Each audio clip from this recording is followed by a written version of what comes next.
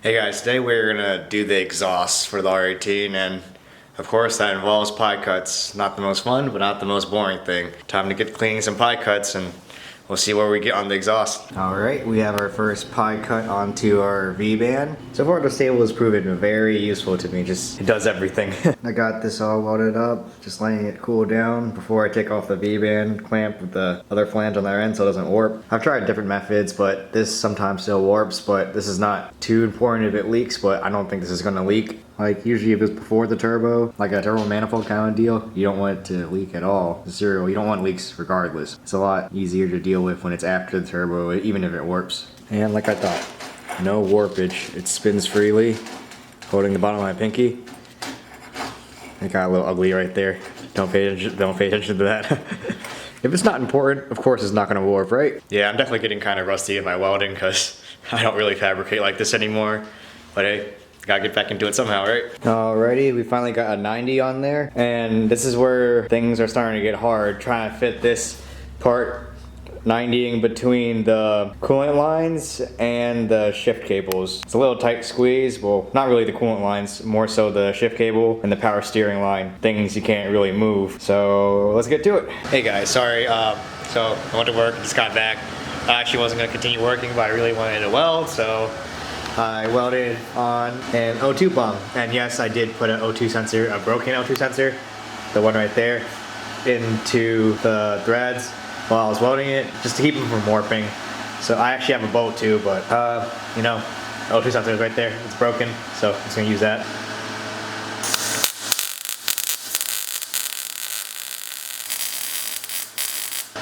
Just thought you guys might want to see a welding clip, in case you didn't believe I welded or something. Alright, all welded up. And this one, if I can get to focus. Took some time on it. It looks a little but not bad. Alright guys, I was getting a little frustrated with the exhaust work, and I got it down to where I needed it to, kind of. I just decided to make some pie cuts and do it the old-fashioned way, just play some puzzles. You know it's getting real if I break out the pie cuts. So since I'm by myself, I'm gonna build it backwards. It's hard to explain. I'm gonna try to build the piece I need on the bench, and I'm just gonna keep test fitting it till it lines up with the exhaust. If I had a second person, it'd be easier, but I'm just doing it by myself, so I'm gonna try to build the piece prior to it, and I'll stick it up there, see if it fits. If it fits, I'll make a mark, and I'll come out to the bench and tack weld it, and then I'll test fit it. Let's hope this works. Alright, this is the contraption I've made so far, and it's very tight under there and very hard to make a mark, so let's hope it still fits. Alright, you can't really see because I don't have a light, sorry, but we are getting somewhere. We went under the shift cables and between the transmission, and we are where we want to be. Alright, this is the updated piece. It fit up to the point where I added this piece in the V-band flange. So yeah, after the pie cuts, they still fit, and it was kind of tight, but I really hope this fits because yeah, that's gonna be it for this. If I can fit this, I'll just weld this all up. Quite the pipe. Alright, it's all finished. Could have been better, but I started not being able to see out that helmet. I definitely need to stop using Harbor Freight helmets, so I made like welds that like went off the side that didn't even weld the actual pipe. It's done. This is all I can do for today. I really wish I could just get a full day to work on the R18 and just non-stop work, but I just get like an hour or two every day before work, and it's just, I barely get anything done, but for a week I think I'm doing pretty well with getting the turbo kit all fabbed up, so I think the process is going good. The longest time-consuming part of this project so far is this piece right here. All the tight bends, or it doesn't look that tight, but it's tight in the engine bay, and there was like no room to work with. If I had a second person the entire time, this would have been a lot smoother, but I had Michael help me for a little bit of it, so that was very helpful. If he didn't help me, I couldn't have even gotten that 90 on. That was like nearly impossible by myself. But yeah, there will be a lot of good content coming up. Hey guys, sorry, the camera died on me last time. I was saying there's gonna be a lot of good content, and I promise there will be. And another cool thing I just did was, I just picked myself up this Miller Classic helmet. I was really tired of those helmets and those Harbor Freight eBay helmets. Couldn't see anything. I started like welding past, like not even on the bead. Like the bead was like off the line. And yeah, I hope this really changes things for me. And I'm sure it will, because this helmet has so many options I didn't even know were a thing. Like, it has digital sensitivity, shade, and delay instead of a knob. Let me show you real quick. Yeah, as you can see, just turn it on. Oh, it even has weld, cut, and grind option. That's really nice. Yeah, this is an electronic, like fully electronic helmet.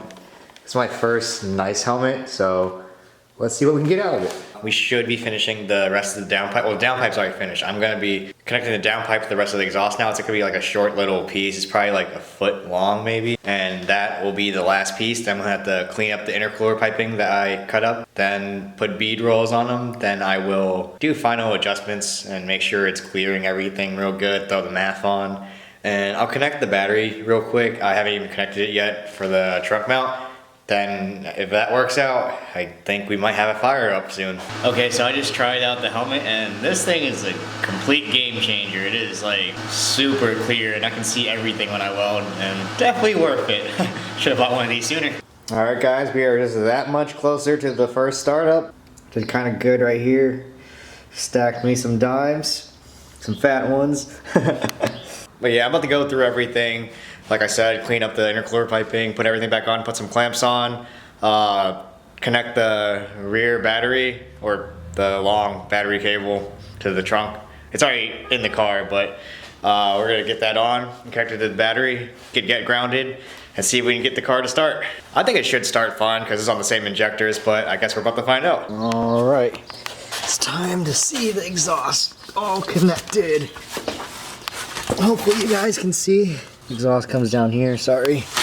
I have a very wide or not wide angle lens. And there's the exhaust it connects to. All the way back and over the subframe. Yep. Took the turbo back out so I can do some stuff like Teflon tape the fittings, oil return, tighten the turbo bolts, the housing bolts for the intake and the exhaust. And I'm just gonna, like I said, button everything up and we should be ready for a first fire up if it starts. And of course the MAF housing is facing the wrong way. Just my luck. All right, flipped around and fixed. Let's continue. All right guys, Michael is here. Yeah. And all the stuff is put together. Dude, Budweiser's actually pretty good. It is. All right, then it takes a little close to the exhaust, but I might route it different later, but we're just gonna start it now. Wait, is my trunk still open? It is. Went ahead and just bolted the ground up to the body. That's not going to be where it is, that's just temporary. And we're going to put the battery right here on some wood for now and start it. Alright guys, first start. Hopefully. Guess you're keeping an eye on things too? Yep. See that? You don't hear? Oh, that's you shaking the freaking.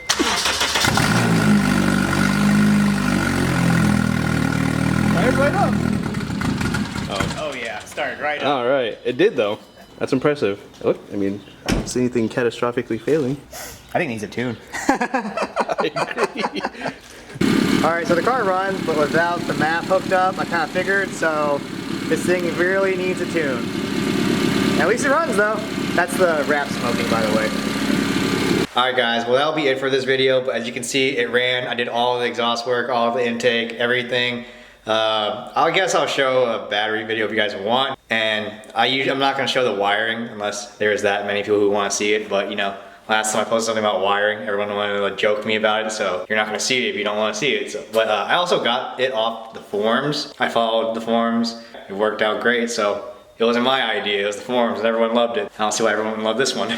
Alright guys, you'll never guess what happened. The MAF was backwards again. The first time I turbocharged the car, the MAF was backwards, and I looked up a picture online after I went back inside. I was like, oh, the MAF's backwards. Turned it back around, started right up, and I actually went for a quick drive. And it stays running now, so obviously it runs because it drove. But first issue, this fitting thing, it doesn't not work with the GT30 style fitting, or the 25 or the 35 fitting. So I'm gonna put the T04E fitting, which fits, I just checked, on the other gasket onto here, and hopefully the problem is solved, because slightly annoying, I keep buying nice parts that don't work, for the oil stuff at least. And here we are, stealing more parts off of the B20 turbo kit. Well, got the fitting though. Alright, T04E oil fitting on. Time to see it run. With the MAF hooked up, of course. It's close, but nothing's touching yet. Still gotta work around all that. It is running now. Let's just hope it doesn't leak. Map is plugged in. Car is on. Alright, now since we are done with that, the car is running, still on over there. Next video, hopefully the car is ready for a tune and such. And it's gonna have a new clutch by then. And I'm probably gonna go with FX400 actually, because to keep it dailyable, that should be fine with the power it's at, especially after the built motor, it'll be fine too. I'll run the Action or the twin disc when the time comes. Well, thank you for watching. Like, comment, subscribe. Peace.